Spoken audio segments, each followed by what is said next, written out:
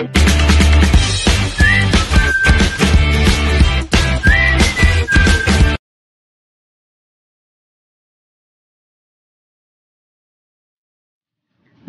araw mga bata! Kamusta kayo? Naway nasa mabuti kayong kalagayan.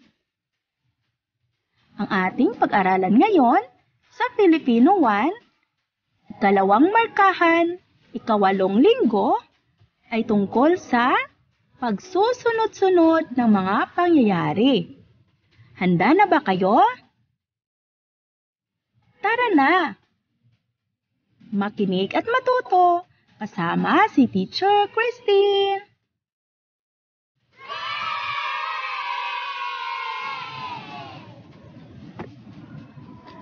Pagkatapos ng araling ito, ikaw ay inaasahang makapagsusunod-sunod ng mga pangyayari sa napakinggang kwento sa tulong ng larawan at pamatnubay na tanong.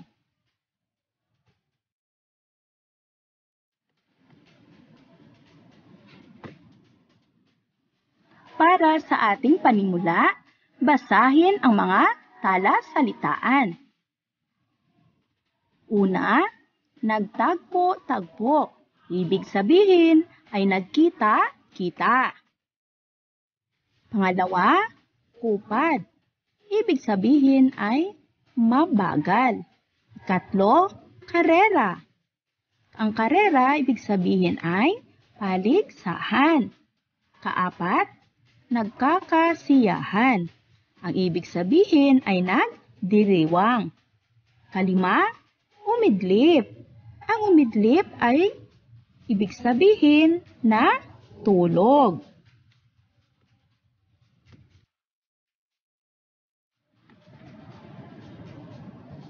Subukan nating sagutin ang mga tanong.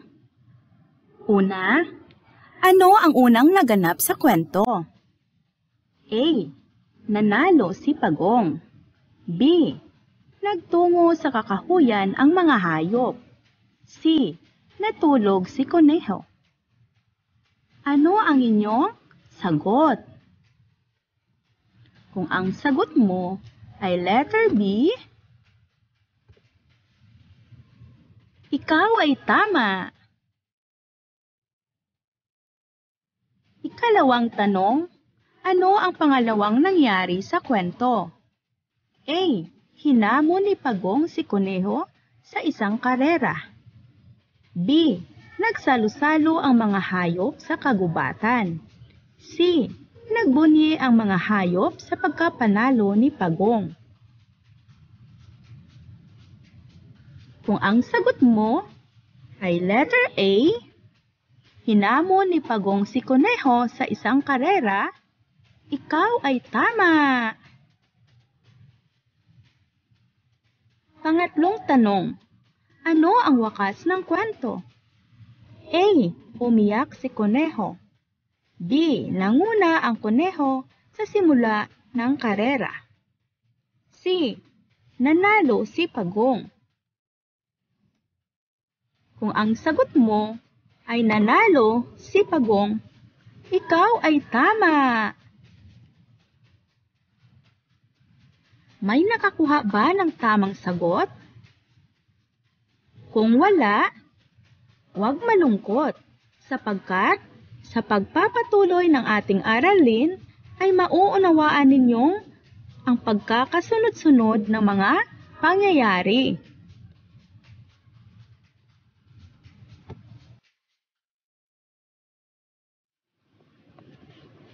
Mga bata, narinig niyo na ba ang kwentong Ang Pagong at ang Koneho?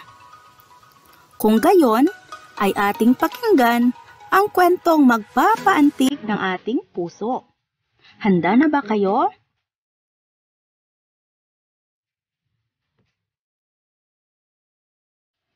Ang Pagong at ang Koneho.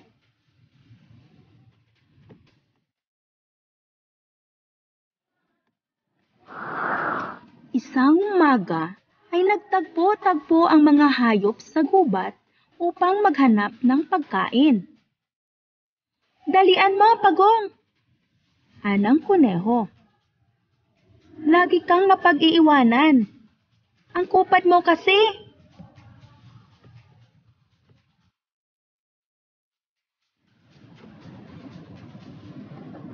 Mabagal akong kumilos pero hindi ako makupad.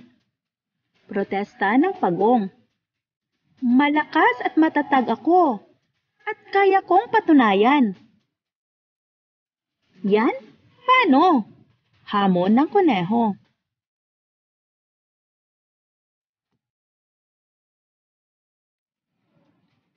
Hinamon ng pagong ang kuneho sa isang karera.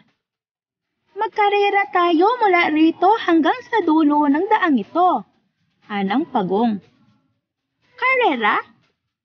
Ha ha ha ha. Tumawa ng malakas ang kuneho.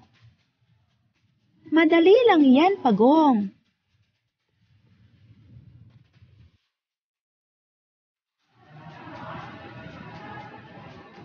Nagsimula ang karera. Nanguna agad ang kuneho.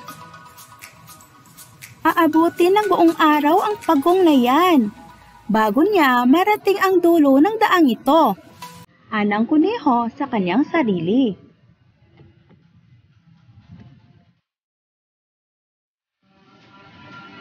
Mabuti pa'y umidlip muna ako.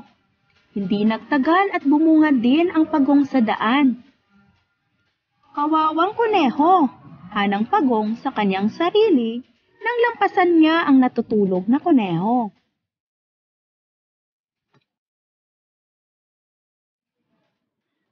Dapit hapon na nang magising ang kuneho.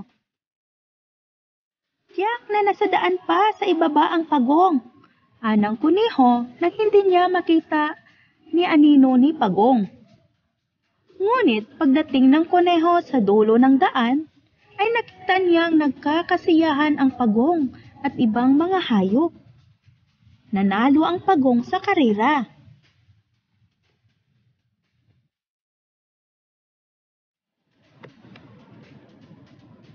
Sagutin ang mga sumusunod na tanong. Una, anong hayop ang mabagal kumilos? Pangalawa, paano siya nanalo sa karera?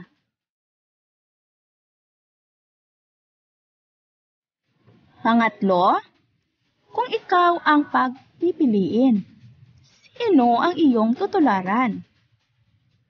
Bakit? Pang-apat, sa wakas ng kwento, bakit nanalo si Pagong?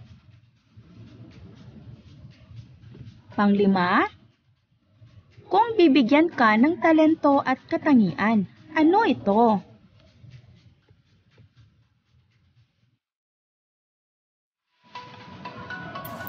Para sa ating gawaing pagkatuto bilang isa, kumuha ng inyong kwaderno at sagutan. Ayusin ang bawat pangyayari gamit ang bilang 1, 2, 3, 4, at 5. Isulat ito sa patlang. Una, nalampasan ni Pagong ang kunehong natutulog.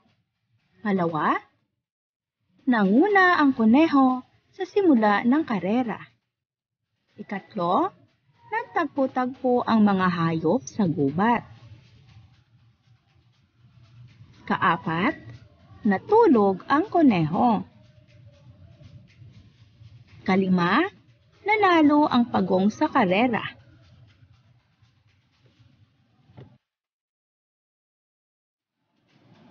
Para sa gawaing pagkatuto bilang 2, ayusin ang mga larawan batay sa pagkakasunod-sunod ng bawat pangyayari. Lagyan ng bilang 1 hanggang 5.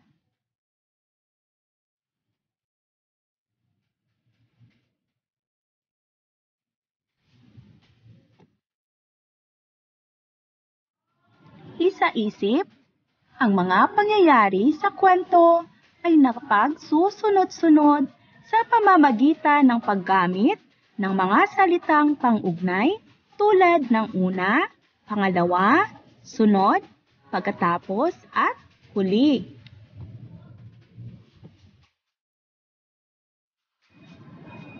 Maraming salamat po sa pakikinig. Hanggang sa muli. Paalam!